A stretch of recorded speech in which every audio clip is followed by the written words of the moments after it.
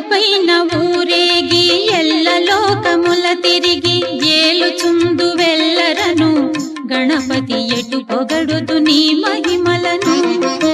ఎలుకపైన ఊరేగి ఎల్ల లోకముల తిరిగి ఏలుచుందు వెల్లరను గణపతి ఎటు పొగడుదు నీ మహిమలను.